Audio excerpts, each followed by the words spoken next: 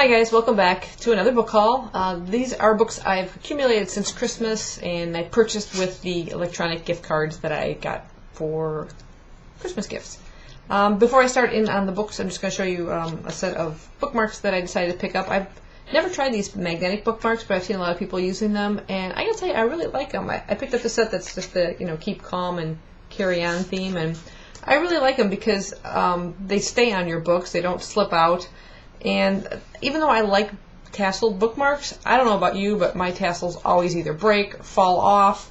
I have one that I just had the end part, and I don't know where the actual tassel part went. It disappeared. It's either somewhere in a house or in a book bag somewhere. It just annoys the heck out of me, but I thought I'd give these a try, and I'm really liking these so far. So on to the books. First one I'm going to show you is one I actually just showed you recently in my Friday Reads. It's a book I plan on starting, although I haven't quite got to it yet. This is The Undead Pool by Kim Harrison, number 12 in the Hollow series. Adult urban fantasy, one of my favorite authors. Can't wait to get into this one. Although by the time you're seeing this, I may have already started it. Then I picked up book 3 in the Legend series. This is Champion by Marie Lu. I have yet to read any book in this series. Now I have the complete trilogy, so I suppose anytime I start it, I can read my way right through them. Heard really good things about this, and I'm hoping to get to this somewhat soon. Hopefully this year. I picked up Rogue. This is book 3 in the Croak series by Gina D'Amico. This is a very shiny cover. I read Croak. I have Scorch, which I haven't started yet. And this is about a teenage girl by the name of Lex who goes to spend the summer with her uncle. And she comes to discover that she's a Grim Reaper. She's a real snarky kind of character, but I really liked her. And there's a really cool twists and turns going on in the story. And I really enjoyed book 1, so I can't wait to kind of continue with this series. It's relatively small, too, so that's kind of nice. The next one I have is Never Fade by Alexandra Bracken. This is in the Darkest Mind series. I absolutely adored book 1. I managed to win that in a Goodreads giveaway and absolutely loved it. It's about the girl named Ruby. Yeah, Ruby. It's set in a world where a disease, is like a plague, has kind of hit and kind of wiped out many children. But those that survive, a lot of them have developed these strange powers, including Ruby. Powers that make them feared by the adults around them, including her very own parents. And they're sent off to like these kind of camps, rehabilitation camps, I believe they were called, but they really aren't being rehabilitated in any way. And the first book she manages to escape, and it's her whole story and the people she meets up with them in that first book. And I can't wait to find out kind of what happens to her and the friends that she has met in that first book. So looking forward to continuing this series. I picked up a kind of bind-up of 2 novellas by Taharamaki. That's Destroy Me and Fracture Me. I've actually already read Destroy Me, and Fracture Me I think falls in after book 2 in the series, Unravel Me, which I have yet to read. That's that one there. So as soon as I read that, then I will go ahead and pick up this particular book. Hopefully there won't be any other ones that come out afterwards. I hate that, because I kept them with the Delirium series. I hear a 4th novella is coming out now, and 3 of them are in a little bind-up. So, but anyway, I'll be reading that one after I read Unravel Me. I also picked up Leah Habel's Dearly Beloved. This is book 2 after Dearly Departed. I think that's just the name of the series. It's kind of described as high-tech, post-apocalyptic society dressed in the trappings of an antique era known as New Victoria. So it has almost a steampunk feel to it. And then there's this plague known as the Laz, and it has kind of brought the dead back to life, aka zombie style. But someone seems to be controlling them. I think they call it a necromancer is controlling them, almost like an army. And the first book was really, really good. I enjoyed that one a lot. We meet a zombie by the name of Bram Griswold, who kind of befriends our main character. And I'm really curious to see what happens in this book. I picked up book 3 in the Lunar Chronicles, Crus, by Marissa Meyer. I have yet to read Scarlet, so I am falling a bit behind, but I definitely wanted to snatch that up as soon as that came out. Gorgeous book. I also have book 3. What is this series called? I don't even know.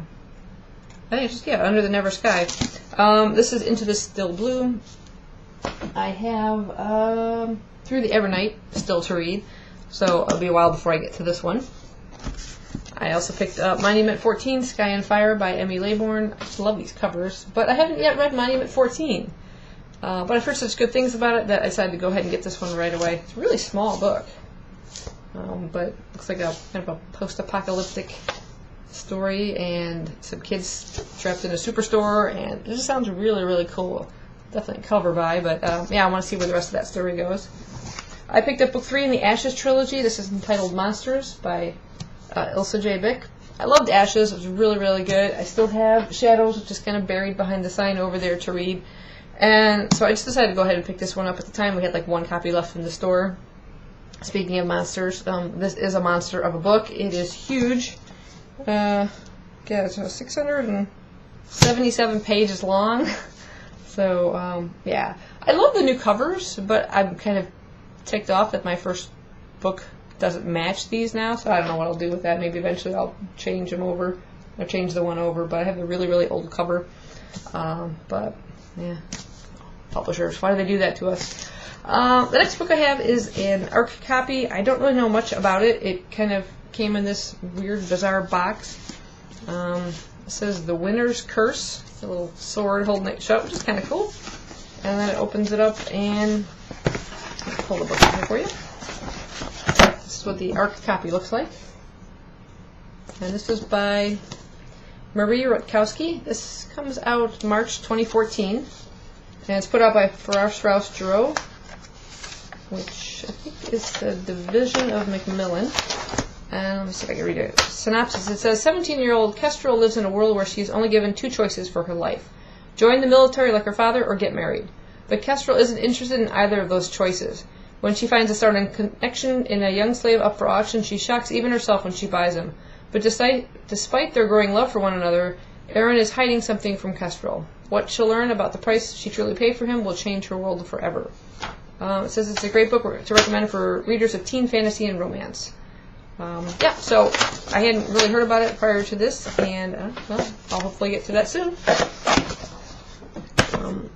This is a graphic novel. I don't know whose channel I originally saw this on, but it sounded really interesting, and it's called Why the Last Man, and it is by Brian K. Vaughan, Pia Guerra, and Jose Marzan Jr.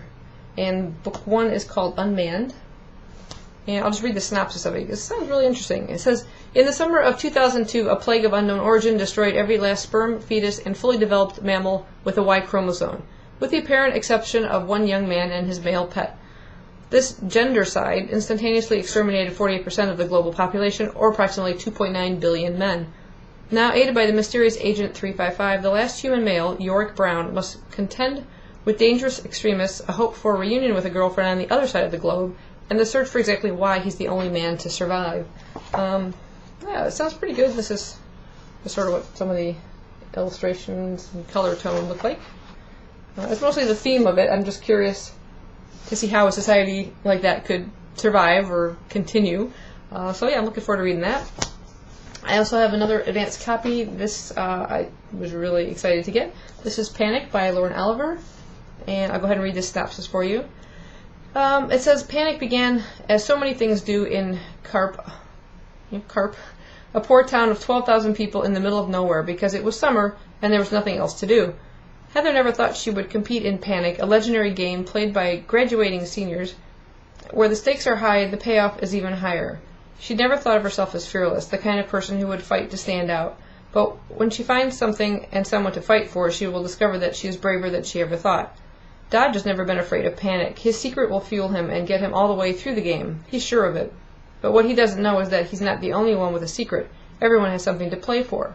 For Heather and Dodge, the game will bring out new alliances, unexpected revelations, and the possibility of first love for each other, and the knowledge that sometimes the very things we fear are those we need the most.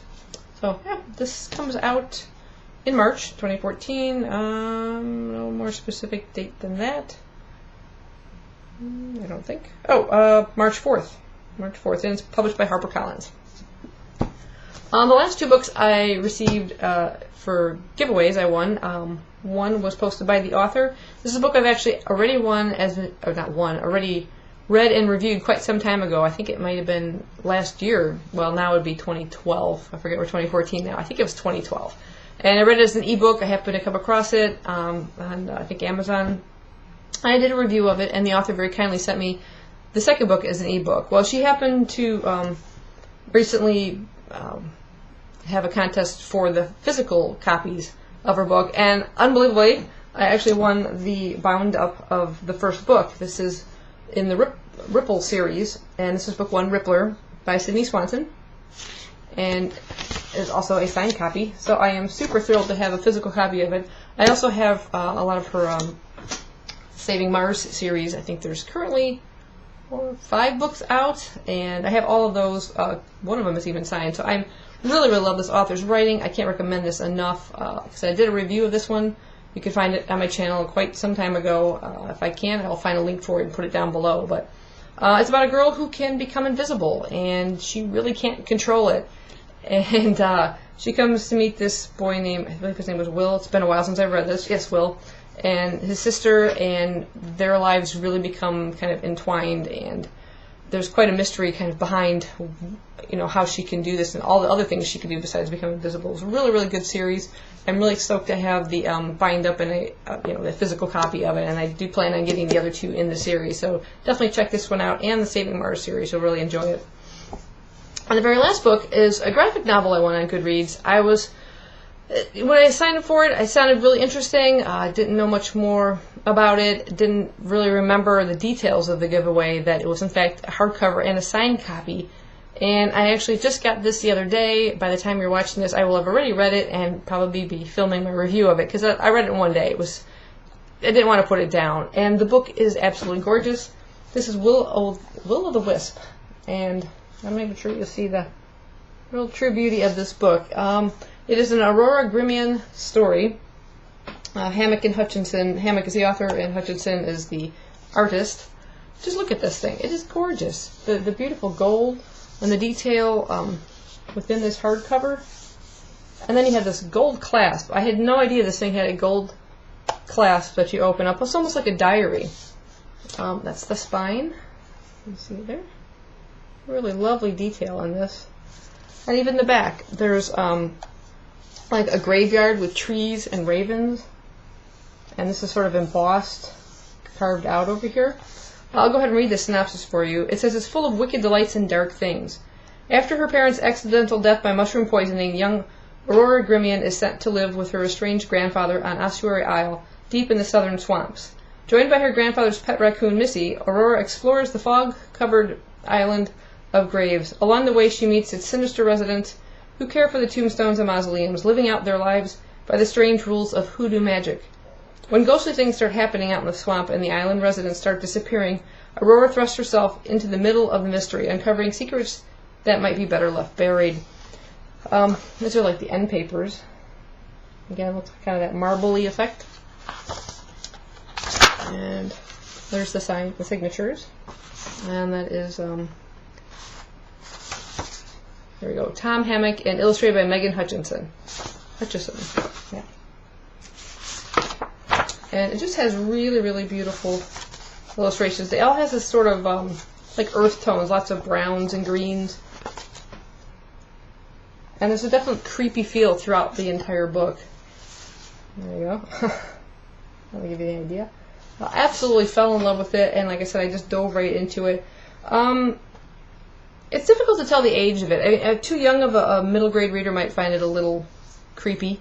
But I think even YA readers will enjoy it for the creepy factor of it. I like the character of Aurora. I really enjoy the whole story, and definitely recommend you guys pick it up. It is published by Archaea. I'm not familiar with that publisher at all. And yeah, I mean, this is a bound up copy. I would imagine the book is available now for purchase. So definitely go and check that out. Hope you guys found something here to add to your TBR piles, because I love doing that with you guys. If I gotta add to my TBR pile, I'm gonna make yours bigger too. So thanks for watching. Happy reading.